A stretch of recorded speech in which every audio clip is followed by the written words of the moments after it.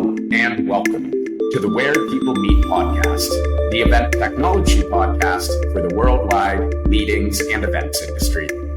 I'm your host, Mitch Malinsky, head of sales here at Feedloop in Toronto. And today I'm joined by Ed Byers, founder and president of CANRev Collaborative, a proudly Canadian agency that helps not-for-profits and associations devise and execute real strategies to grow their revenue so that they can also increase their impact. Now, at the same time, Ed lends his skills to the Canadian Society of Association Executives in helping to expand their business development practices. And yes, you should be picking up on a trend here. Ed is really focused on growth, expansion, helping organizations increase their revenue and thereby their impact. But he also works with the next generation of Canadian event professionals as a part-time professor at Seneca College. As you can see from his impressive resume, Ed Byers is an extremely busy man who loves to give back to the industry. So we're very lucky to have him joining us on the podcast today. So Ed, just want to start by saying thank you very much for taking the time out of your busy schedule. Where are you calling in from? Thanks, Mitch. I'm happy to be here, and thanks for the kind intro. And I'm joining from Etobicoke, near Toronto, and we're waiting on the air advisory here today. So we're all good here. Yep, I woke up this morning, took my dog for a walk, and was just hit by that smell of smoke. So I know exactly what you mean. But let's dive in. Really excited for the conversation today. Ed, if you wouldn't mind, as with all interviews on the Where People Meet podcast, I love to start with our guests telling the listeners a little bit about themselves and their background in the meetings and events industry. Perfect. Sure. I'll happily share my background, and I'll try and keep it. I don't know how far back you want me to go, but I'll go. I'll give you some context here. So I am living in Toronto now. I grew up in a small town outside of Kingston in the Thousand Islands, and so a heavily tourist town where there was all kinds of events and seasonal jobs, hotels, restaurants, all that kind of stuff. And so I'll skip ahead to my time. I went to Ryerson, now Toronto Metropolitan University, did my undergrad in business in hospitality, and finished at Ryerson. And really, I love the events world. I love the sport world. I really wanted to work for the Olympics because the Olympics in Vancouver were coming in 2010. And so I share this story with my students, and not anybody that will listen to me really, but I finished school in 2009, and I graduated, and then I took a flight to Vancouver, and I handed my resume. I stayed with a friend of mine from Ryerson days, and put my resume in where anybody would take it. So I flew out there. I was like, I got to work for the Olympics. They're coming to Canada. These are our games. So I handed in my resume to everybody, every restaurant, every hotel, you name it. And it was raining, and I ended up taking my resume to the VANOC, the organizing committee head office in Vancouver. Pouring rain, I'm in a suit, soaking wet. I get it, and this is before you had the phone that had the, Google Maps that you could, map your trail all the way out there. I had the MapQuest directions, I think, printed. Taking us way back. I was like, there's a screenshot of what the building looks like. So I'm climbing this fence to get in because it's all wrapped around. Anyway, so I get to the head office, and I get to the front place, and there's the security guard, and I said, hey, I'm here to apply for a job, and I'm soaking wet. And he said, oh, I'm sorry, you can only apply online. I said, oh my God, please just take my resume, throw it in the garbage. I don't care.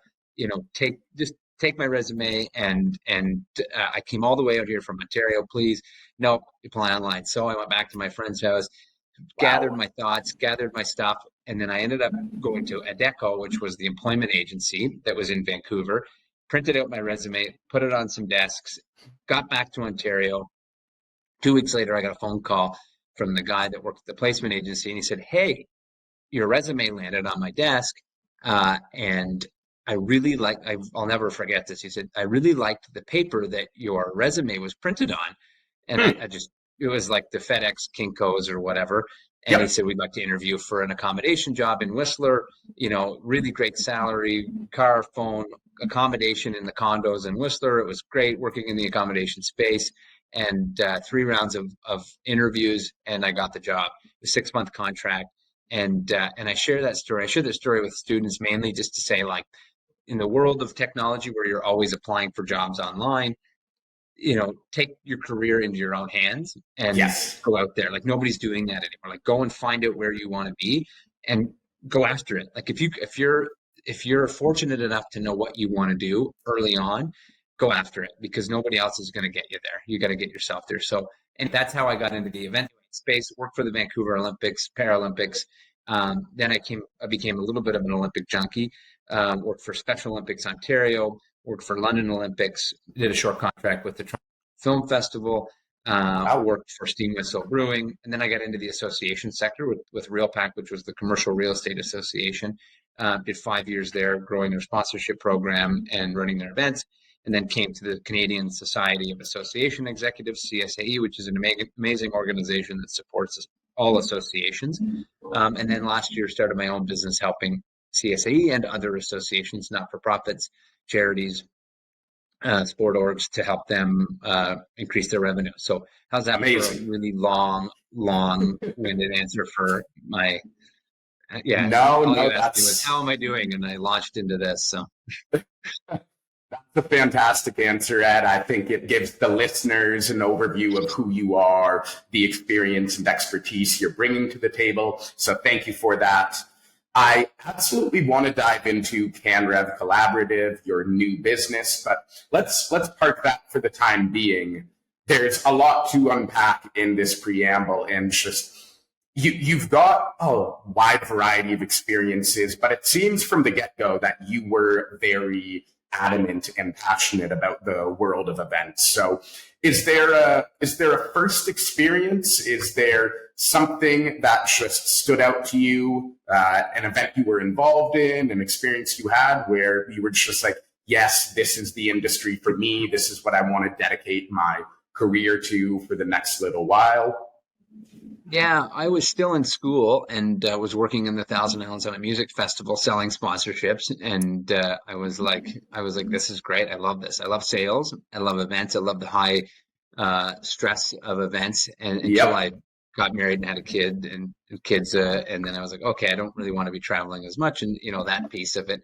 But yeah, I got hooked, and then and you fall in love with the excitement of it, as you know, and the camaraderie, and especially when you look at the Olympics or Paralympics, and that, like, it just unites, like those events specifically unite people. They can unite a country, they can unite, teams, they can unite, a province, a city, athletes, spectators. They can really unite around a common cause, and that's true for pretty much any event. Like, they can unite. Like, if you look at music festivals or the good ones, they can bring people together, and so it's it's been hard times for event folks in the pandemic, but it's come back. It's strong. It's stronger than ever, and people want to be around other people. And so if you can facilitate that for people to bring other folks together around a common cause, it's a win, right? It's like, it's no better place to be.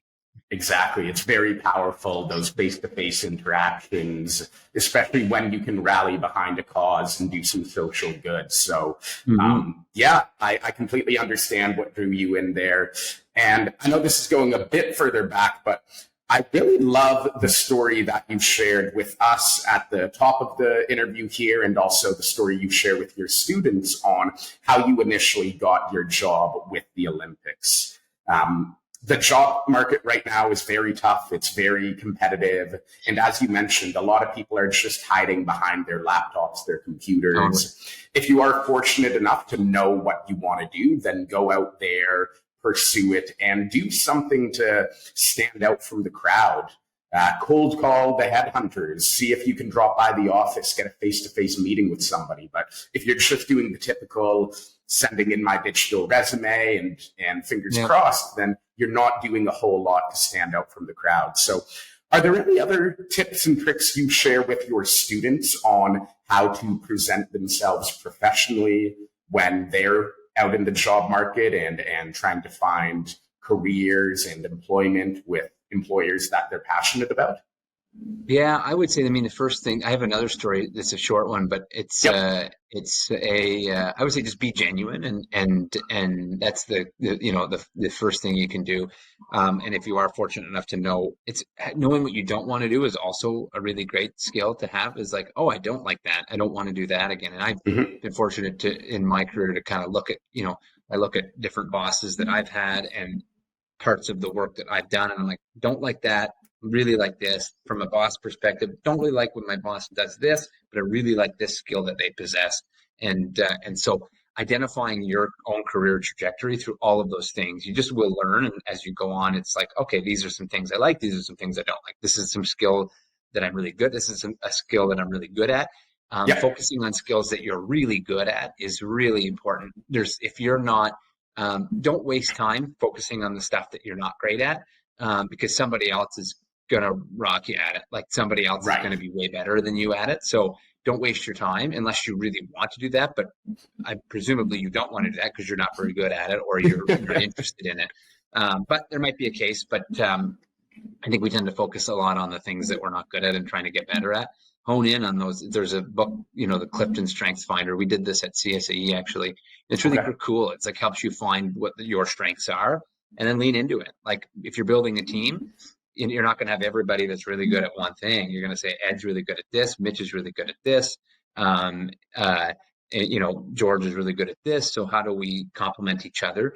I Right. remember I called a music festival. The job didn't pan out because I don't think I really wanted it after going through the process. But I cold called the company and I said, hey, I can help you sell some sponsorship if there's a job that ever opens up. And then they said, come on in for an interview. And they didn't have a job posting or anything. And I came in and they actually offered me a job. I can't remember why it didn't pan out, but I got to the stage where the woman that was doing the role, she wasn't going on mat leave, but she was moving into a sort of a different role. I think she said, oh, I'd love your support. You could do this. But I really liked what they did. I was like, oh, I kind of want to work there. And so I would say, to your question about, how do you present yourself and how do you get out there? To me, it's just finding companies that you want to work for or that you think you'd want to work for and connect with them.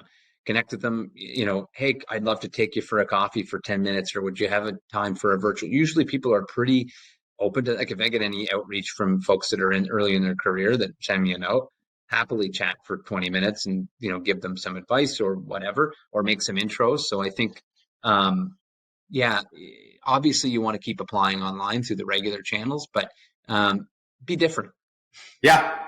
Stand out. And stand out. it's really important what you highlighted there around doubling down on what you're good at, because that's a way to differentiate yourself. As you mentioned, of course, if there are areas where you don't perform the best and you want to grow and expand in there, great. But a good team and a good manager is going to look for employees and team members who complement each other. So sure, you might not perform as well in XYZ, but there are likely other members of the team who can fill in those areas. So it is important to Totally. recognize what you're very good at, double down on that, and then be sure to communicate and present that in those scenarios. So all great advice. I love that, Ed.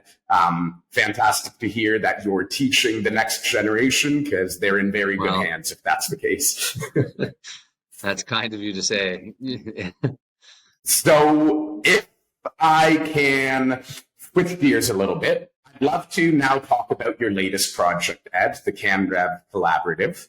Yeah. So for the listeners, can you give us an overview of what this organization is, what you do, and who the type of clientele are that you appeal to? Yeah, so I started this last year, before the end of it, well, about a year and a half or a year-ish ago.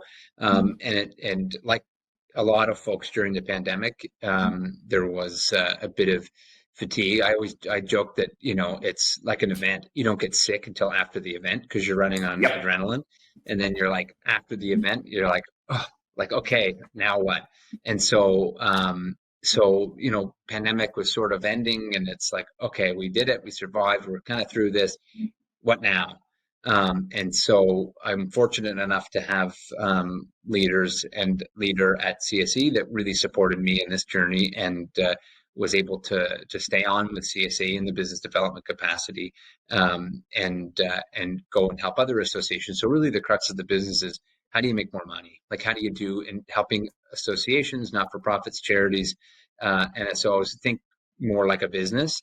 And what we typically would do is come into an organization, look at, how do they make money? How is, what's the pie look like? Is it, grants? Is it sponsorship? Is it membership dues? Is it all of these things? And then I always say, look at the lowest hanging fruit. How do you make more money immediately? And then what's the long-term strategy? How do you get to where you want to be, doing what you're really, really good at, without doing, without what I call mission creep. So, what's your mission? Stay on that mission. You don't, there's shiny things over here. Oh, we could do that to make more money. I had a client once that said, oh, we're going to do a fundraising event in, whatever. And it's 2 months out. And I said, well, why are we doing it? Like, why are we doing this event? Have we done it before? No, it's a new event. So what do we think? Okay, so what's our goal here? We want to make $20,000 off this event. Well, what are we already doing that we can maximize revenue at, versus creating a whole new event with high risk? And you folks at Feedloop see this, I'm sure, through the event world. It's like, how do you maximize the current events that you're already doing? So if you have a conference, how do you make an extra 20 at the conference that you're already doing, versus creating a whole new event with a new audience, selling drinks in the app, or allowing exhibitors to sell products in the app, or activating new sponsorship ideas. I had somebody tell me once that their sponsorship sold out. This is my joke. And I'm like, how does your sponsorship sell out? Like, that doesn't make sense. There's always a new activation. I think it's a combination of many things, but at the core of the business is really, how do you make more money to do the work that you need to do? Right. And it seems a lot of the organizations you're working with have a social purpose. So you're working with not-for-profits, you're working with charities. Yep. So in turn, by helping them make more money, you're helping them to expand their impact, which I'm sure is something that you can really rally behind and get passionate about. I work with the for-profit. Oh, sorry. I was going to say, I worked with the for-profit group once for about a month, and I was like, man, this is not great. and because it's the mission, right? It's so easy to talk about a charity or an association or an NPO that does really great things. It's like, why wouldn't you want to be part of this? Like, of course. Like it's easy to sell in a way, because it's like, this is like, you're crazy not to be supporting this organization, and you're crazy not to be sponsoring it, because these are the people that you want to talk to. Anyway, I digress. Absolutely. No, and there is one point that you mentioned that I really do want to take a moment to highlight, and that is the fact around not spreading yourselves too thin. I think when a lot of organizations look at their revenue streams and want to maximize revenue intake, instead of, as you mentioned, maximizing what they're currently doing, they ask, hey, what are new initiatives that we can implement to bring in new revenue streams, instead of looking at the current ones and trying to maximize the impact there. So is my assumption correct, Ed, that oftentimes the short-term approach that you take with your clients is, all right, what are the current activities that we're doing? How can we maximize that?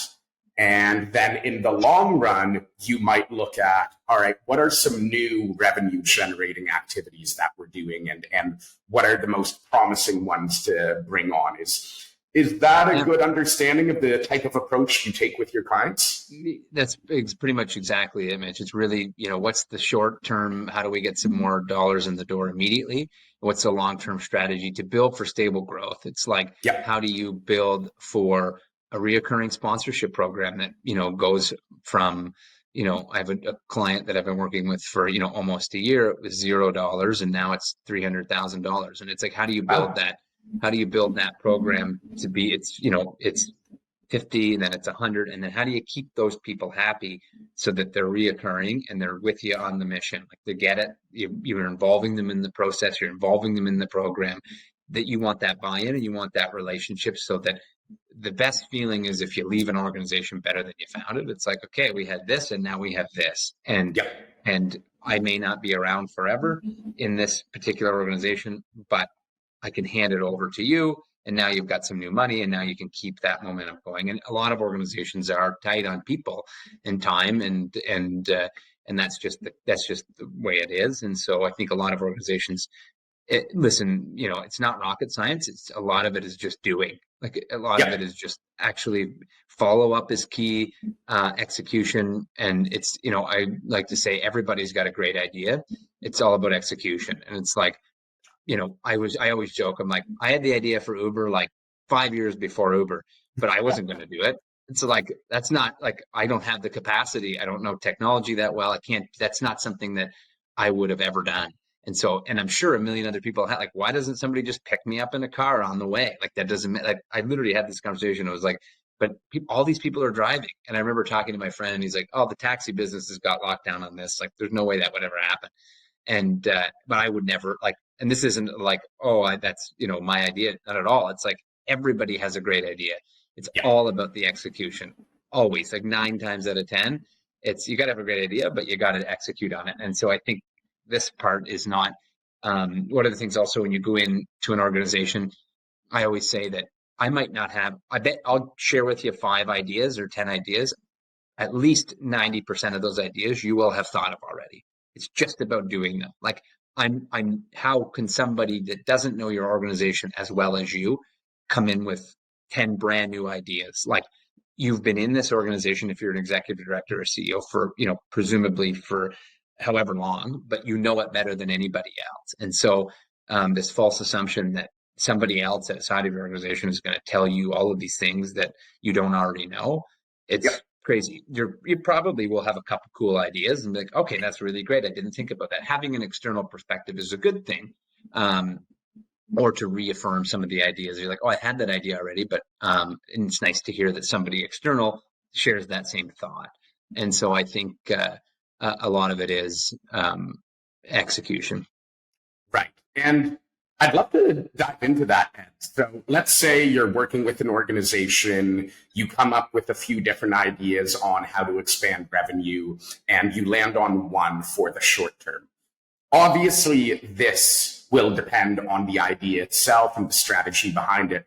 But how do you go from idea to execution and do it in a successful way so that the impact is sustainable and long lasting?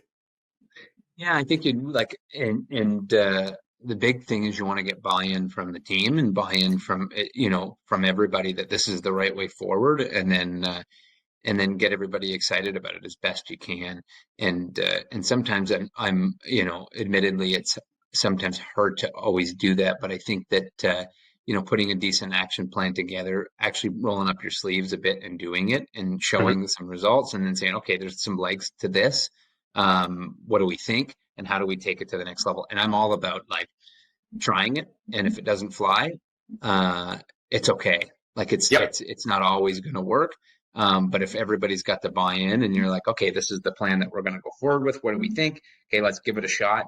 And, it's like any business. It's like the customers will tell you, like, it's pretty easy. It's like, if you put it out there and nobody's biting, okay, we tried it. And I'm a big fan of, or proponent of, of actually just getting it out there and trying something. So I think sometimes we have all of these ideas and then you kind of don't know where to start. And so if you can take a chunk of that and go, let's just try this piece that's, low risk, we don't have to go, all out on this, but let's just try this piece of it and see what the response is.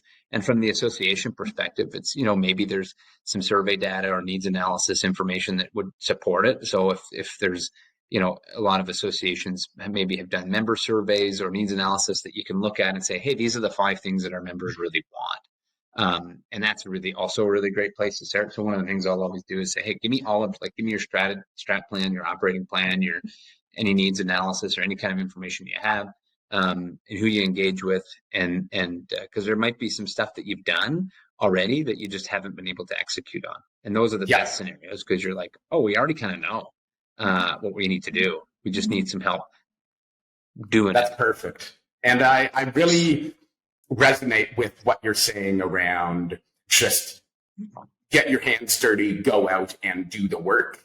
If people don't like it, so be it. It's a learning opportunity. And for us here at Feedloop, being a product-focused company, like that is exactly the mentality that we take. We don't spend a lot of time around building every feature to be perfect and delaying the release. We take the mentality of, all right, we're building these 3 features this week. Let's just get them out. Let's show our clients how to use them. And then let's collect that feedback, because we're very collaborative. We believe in, let's get our product out. We know it's not going to be perfect, but through feedback from our clients, by listening to them and implementing their recommendations, that is how we're able to make our product better. It's how we're able to make our relationship stronger with our clients. If they can come to us and say, hey, Mitch, we like this, but we'd appreciate if you can change X, Y, Z, then that shows they're being listened to. That shows their ideas are being implemented. And that is a very valuable component of building a successful and long-term relationship with your clientele. So love that you're sharing that sentiment and trying to include that in the approach that you take with your clientele. And I think the expression is perfect is the enemy of good. Yep. That's a great expression. One other item I just want to touch on here, Ed, is what you said. Ideas are many, but execution is the important part. It'd be great if we could look at a real world example of this, and I think no better than CANRev Collaborative. So can you tell the listeners how and when you first got the idea for this company, and then what it was like taking it from the idea to the execution stage? Yeah, I think, and it kind of comes back to what I was chatting about at the beginning, but it really is taking, I joked, when I did this, with CSAE and with Tracy, who's was incredibly supportive. It's, I took a list of what I'm good at. This is my joke. I took a list of what I'm good at. It's pretty short. And so it's like, okay, what am I really good at? What do I want to be doing? And how do I get there? And so for me, I looked at it and went, oh yeah, business development, in this space of associations, charities, not-for-profits, and a bit of the dovetail on the event side. But that's kind of my world. And how do I do more of that, versus maybe some of the other pieces, of past jobs that I've had where I'm like, I don't really like that piece of it. And so crafting something where I could say, how do I just do this all of the time? And then having those relationships with folks that you can have that conversation and be like, hey, I really want to do this. And how, talking to people that are already doing it. So I've had a lot of conversations with members of CSAE and other organizations, informal mentors and coaches and that kind of stuff, and saying, hey, this is kind of where I want to go. What do you, and part of that, some of that I've had coaches where it's like, they don't know the space, but they maybe know me and they know how to coach. And so it's like, well, how do I elicit that out of Ed to get to this place? And some of it is actually chatting with people that are doing the thing that I want to do, and say, hey, if I did this, what do you think? Is this a market? Do you think there's a market for it? And then going out and actually just hustling and trying it and trying to get clients. And then once you get a couple, it's and you kind of figure it out. It's like you said, there's a bit of that ebb and flow of, okay, I'm taking it all on now. And how do I, even with different clients, like how do I figure out even what I'm good at in some of these client roles, and how do I bring somebody else in to sort of fill the pieces that I'm maybe not as good at? And so, yeah, recognizing your own ability and inabilities is super, super important. And and so that was sort of the idea. And yeah, no looking back, but still very excited and it's exciting too, because I get to work with a number of different great organizations. Like, how amazing is that you get to share the wins, and maybe some losses, but you get to share the wins with different groups of folks that are all, fighting for different things. So it's pretty awesome. Fantastic. From what I've seen, Ed, you've built a wonderful company providing amazing services to your client, who all seem to be very happy and speak highly of you. So congratulations. I know this is still the early stages of it, so I'm excited what's to come over the next few years, but just wanted to take that time to say congrats. It's very exciting and very impressive. Yeah. Thanks, man. I appreciate it. Yeah, no, we're working hard. Absolutely. And it's interesting. I've had quite a few entrepreneurs on the podcast, but what you mentioned around leveraging your network and leaning on other connections and people in the industry that you've connected with over the years, that seems to be a common pattern across all successful entrepreneurship journeys. Is just, you can't do this on your own. Sure, you've got some strengths in certain areas, but you don't know everyone. You don't have every single skill that is necessary to get a business off the ground and running. So leverage that network. And that seems to be the approach you took here. So I'm glad we were able to highlight that for the audience too. Oh, yeah. No, thanks. And I appreciate it. And I appreciate the plugs, and it's all good. I think that, there's a line that somebody told me recently, and I like it. If you ask for money, people will give you advice. And if you ask for advice, people will give you money. And it's like chatting with people and just being a human and being like, listen, like in all of my agreements, there's no like lock in, like you're not locked in. It's not like nobody wants to work with somebody they don't want to work with. So it's like you can bail on the relationship within a 30-day notice. You want to prove value and you want to be working with people that you like working with. And so I think above all, it's just being a sort of, as best you can, a genuine sort of normal. Nobody's normal anymore, but it's normal-ish.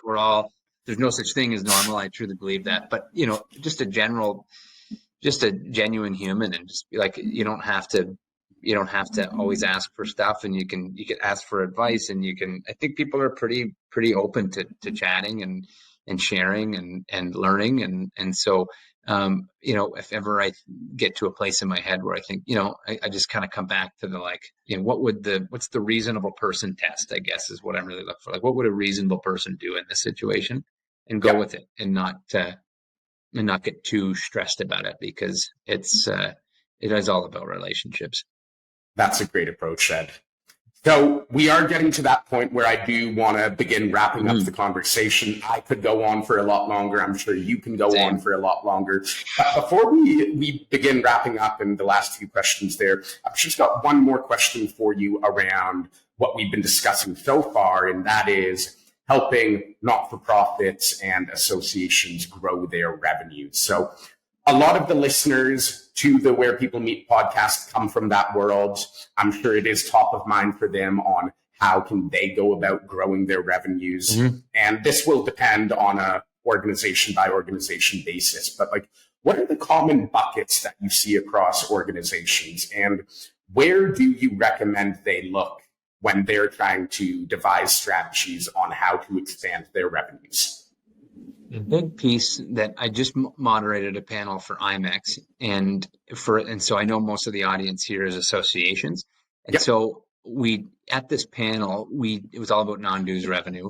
And so the big thing with non-dues revenue, I did a Slido poll for the crowd. And I said, when you look at an association's revenue buckets, you've got membership revenue, and then, what I like to call non-dues revenue, and everything in there, sponsorship, government grants, advertising, learning and education, all of these things. And so I asked the crowd, I said, what do you think is the best path to new revenue outside of membership?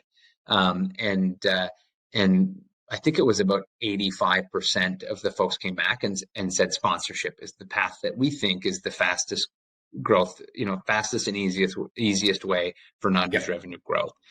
And I think that's true. And a lot of the work that I am doing is with sponsorship and partnerships. And so I think that it's probably in most associations cases, it's the lowest hanging fruit, but it depends. I've been with organizations that do a lot of government funding, that get a lot of government funding. And so sometimes sponsorship's off the table because they get government funding. And so, looking at the pie again and saying, we don't want one piece of the pie to be more than, 30% of our revenue, so that if one dries up, we're not pooched over here. Like you want that to be an even mix. So if something goes, you can adjust. And so I think that's the big piece of it is looking at, again, what you're already doing and knowing your own world, knowing your own members and stakeholders. The membership revenue is a big piece. When I asked that question at IMEX, it wasn't the top thing that people thought that was going to be the fastest path to revenue growth for them. The membership model conversation, that's a whole other podcast of how do you, what does the future of association membership models look like? Yep. Is it subscription based? Is it, monthly plans? Is it, all of these things that people are thinking about. And, the shopping cart experience for associations, can I purchase this and purchase this? And there's a couple of good tech platforms out there that are helping you better, analyze your customers or your members and saying, hey, these are some areas where you could upsell some folks. Like we partnered at CSAE with Association Analytics, who does that, where they say, Mitch came in, he's a member. He takes your education program, comes to the events, but doesn't do any of this other stuff. And so, we think that, Mitch, we could sell another education program, or we think that Mitch might buy these books, or we think that Mitch might do this. And so I think for a lot of associations, the first thing that you need to do is look at the data, look who's in your membership base, look at the historical data trends, look at what's happening, and then look at your total programs and services. Like, what are we offering? And what are the trends? Is there education going up? Is it going down?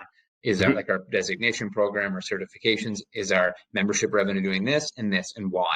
Is our sponsorship revenue doing this or this, and why?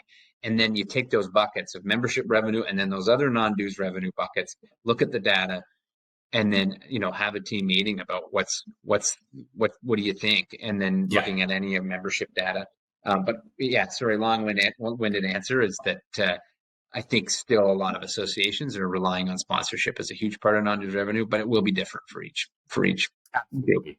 And it is an important point that you highlight there, in that you don't want to necessarily focus only on one channel, but it is important to have that revenue diversification. And I know that's a strategy you take with your clients as well. So love this. These are all some really good tips and tricks, Ed. I've really enjoyed this conversation today. We've covered a lot. We gave, of course, that introduction to who is the mysterious Ed Byers, how he gets started in the wonderful meetings and events industry, from then to working with the Canadian Society of Association Executives and spinning up CANRev Collaborative. And finally, just some ideas, some strategies and tips and tricks for associations and not-for-profits to grow their revenues. So, Ed, I imagine by the end of our conversation today, quite a few of the listeners are going to want to connect with you personally. What is the best way for them to do so? Yeah, sure. No sweat. Happy to connect and share any resources or anything I can help you with. Just email is fine. Okay. Edward, and you can put it in if you want, Mitch, at the end. But Edward at CANRevCollab.com. But happy to support anybody that's in the space that happy to chat anytime. Great. So we'll share your email. We'll get your LinkedIn profile posted if that's okay. Sure. Beautiful. Yeah, LinkedIn, email, whatever. Sounds great. Ed, anything else you'd like to highlight or touch on before we wrap up today's conversation? No, I think it's great. Thanks for inviting me to be on, and thanks for chatting. And it's always, what do they say? It's the easiest thing to talk about when you're talking about yourself. So, so no shortage of things to talk about, I suppose. But happy to be here. Thanks again, and it is an exciting world that in this space, and there's so much good out there, despite what we think. It's a pretty great place to be, and a pretty good industry to be in. So any support I can provide, happy to. So thanks for inviting me. Love to hear it, Ed. Pleasure to sit down with you. So thank you for taking the time today. And to our listeners, that wraps up our Where People Meet podcast episode with Ed Byers from CANRev Collaborative. Thank you for your time today, and we'll see you next time on the Where People Meet podcast.